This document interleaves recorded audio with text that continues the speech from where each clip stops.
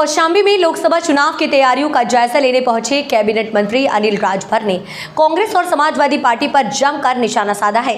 दरअसल राहुल गांधी ने social media site x पर ट्वीट करते हुए लिखा कि नरेंद्र मोदी मैच फिक्सिंग से चुनाव जीतकर संविधान बदलना चाहते हैं और प्लेयर खरीद कर कैप्टन को डराकर अंपायर पर दबाव डालकर ईवीएम के दम पर 400 पार का नारा लगा रहे हैं, जबकि हकीकत में सब मिलाकर भी वह 180 पार करने की हालत में नहीं है। इस ट्वीट पर कैबिनेट मंत्री अनिल राजभर ने कहा कि मुझे लगता है कि राहुल गांधी को दूसरा कोई बहाना खोजना चाहिए। ईवीएम मशीन पर आरोप लगाना उनका पुराना पैशन है। इस तरह के आरोप देश की जनता सुनते सुनते ऊब गई है। राहुल गांधी जैसे लोग संविधान की बात कर रहे हैं तो बड़ी आश्चर्य की बात है। मैं समझता हूं कि देश ने यह तय कर लिया है कि तीसरी बार ऐसी सरकार बनने जा रही है जो पूरी दुनिया में नहीं बनी होगी।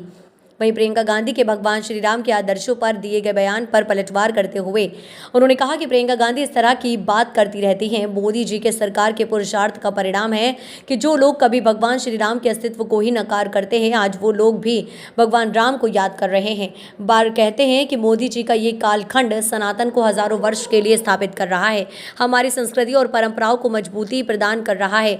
नहीं, ये लोग तो भगवान राम को नहीं मानते थे, उनके अस्तित्व को नहीं स्वीकारते थे। भगवान राम के द्वारा बनाया गया श्रीलंका और भारत के बीच जो पुल है, उस पर कैसे बयान कांग्रेसियों ने दिए हैं, वो दिन भारतवासी भूल नहीं सकता। हाँ मंत्री जी, आप कौशाम्बी आए हैं, क्या कुछ तैयारी है? सबसे पहले तो मैं कौशाम्बी की सम्मानित प्रेस का मैं अभिनंदन करता हूँ। पार्टी ने प्रयागराज क्लस्टर का इंचार्ज बनाया है, जिसमें कौशाम्बी संसदीय क्षेत्र भी है। विधानसभा वार प्रवास का क्रम चल रहा है और उसी क्रम में आज विधानसभा मंझनपुर की हमारी कोर कमेटी चुनाव संचालन की टोली, हमारे जो विभिन्न मोर्चों के सम्मानित अध्यक्ष हैं, इन सभी लोगों के साथ एक संवाद का कार्यक्रम आज यहाँ जिला पार्टी कार्यालय पर हम लोगों ने रखा है। मैं कल भी आया था, कल सिराथू विधानसभा की बैठक हुई और आज फिर यहाँ से प्रतापगढ़ भी जाना है। तो अभी विधानसभा वार प्रवास हम लोगों के चल रहे हैं। विधानसभा स्तर पर चुनावी कार्यालय भी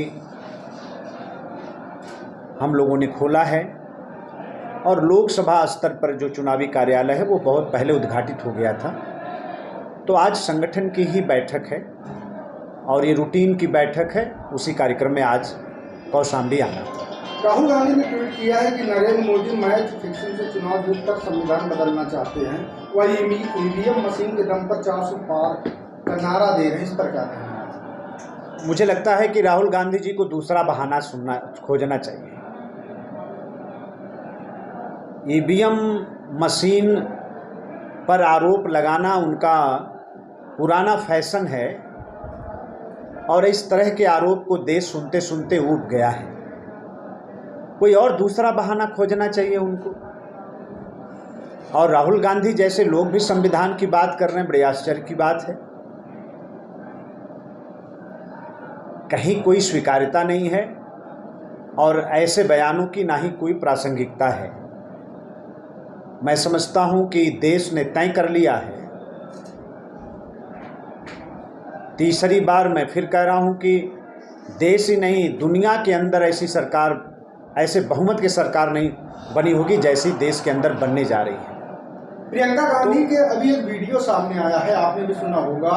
उसमें वो भगवान श्री राम के आदर्शों की बात कर रही कि सत्ता में से बाहर रहते हुए राम ने रावण को कहीं ना कहीं उसका वध किया था। तो उसका उस वीडियो में साथ वो बीजेपी पर निशाना साध रही है। प्रियंका जी इस तरह की बात कहती रहती हैं और हम लोगों को तो इसके ये अच्छी बात है और ये मोदी जी की सरकार के पुरुषार्थ का ही परिणाम है कि आज ऐसे लोग, जो लोग कभी भगवान राम के अस्तित्व को भी नकारा करते थे, आज वो लोग भी भगवान श्री राम को याद कर रहे हैं, उनके जीवन पर प्रकाश डाल रहे हैं। तो ये अच्छी बात है, शुभ संकेत है।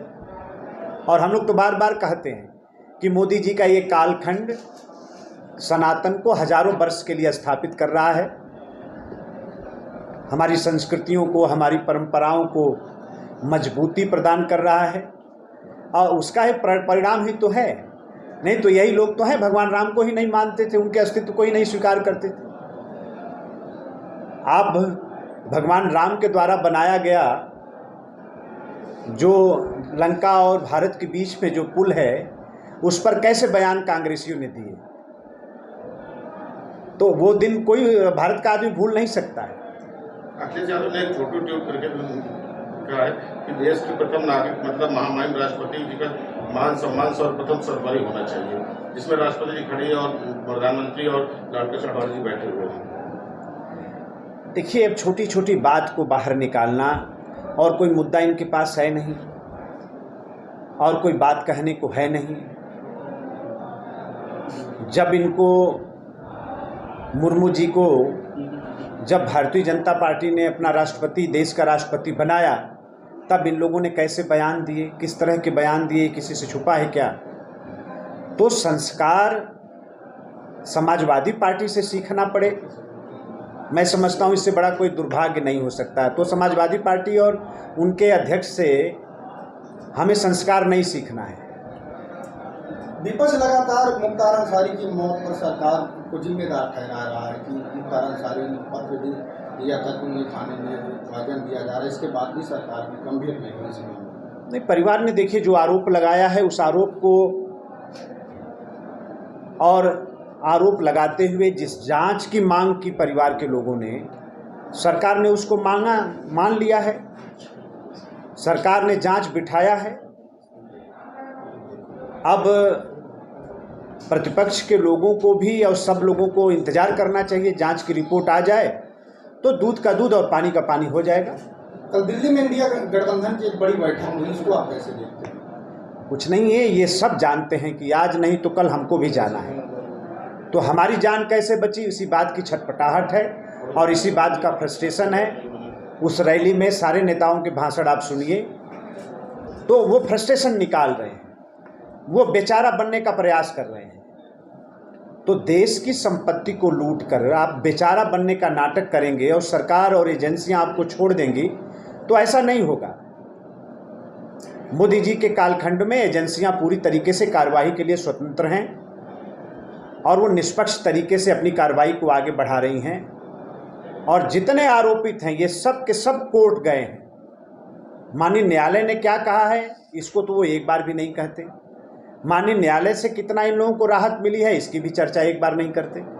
अगर हमारी एजेंसियों की कार्यवाही अगर कहीं से खराब है, गलत है, तो कोर्ट उस पर रोक लगा सकती है, प्रतिबंध लगा सकती है। किसने रोका है? लेकिन एजेंसियों की कार्यवाही को कोर्ट ने भी सही मानते हुए कार्रवाई को आगे बढ़ाने के लिए कहा है, और उसी तरीके से एजेंसी काम कर रही है। पल्लवी पटेल ने तीसरा मोर्चा पीडीएम बनाया है, वह समाजवादी पार्टी से हट करके असदुद्दीन ओवैसी के साथ थी, उसको आप कैसे देखते हैं? कुछ नहीं भाई, वो लोग अपनी पार्टी चलाते हैं, स्वतंत्र हैं। बाकी पूरा उत्तर प्रदेश भारतीय जनता पार्टी जीतने जा रही है। उत्तर प्रदेश की 80 संसदीय क्षेत्र हम जीतने जा रहे हैं। भारतीय जनता पार्टी का एक एक कार्यकर्ता इस बात के लिए संकल्पित है कि पूरा उत्तर प्रदेश जीतकर हम लोग मोदी जी को देने वाले हैं। मुख्तार अब्बास का लगा सुहेल देव पार्टी से, आपके सहयोगी पार्टी सुहेल देव पार्टी से विधायक है। हाँ, उनकी पार्टी है, और जब उन्होंने विधायक बनाया तब हमारे साथ कोई गठबंधन नहीं था, एक बात।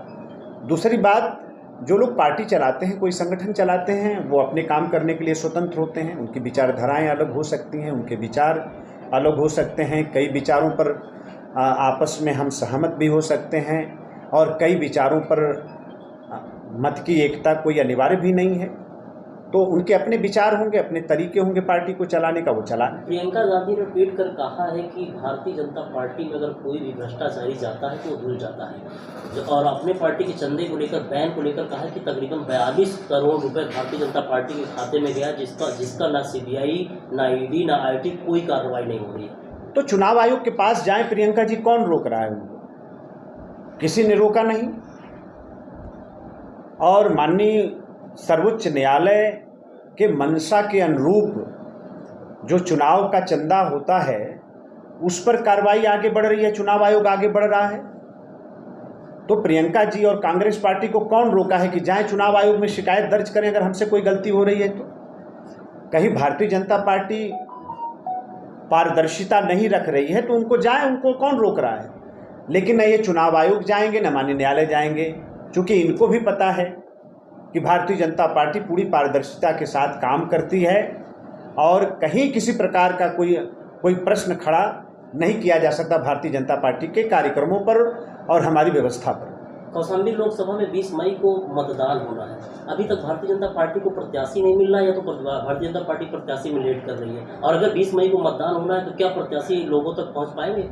अभी अपने हम राष्ट्रीय नेतृत्व का बड़ा अभिनंदन करना चाहते हैं। आपको पीछे की दिन भी याद होंगे जब हमारे यहाँ परंपरा रही है कि नॉमिनेशन के समय हमारे यहाँ प्रत्याशी आते थे।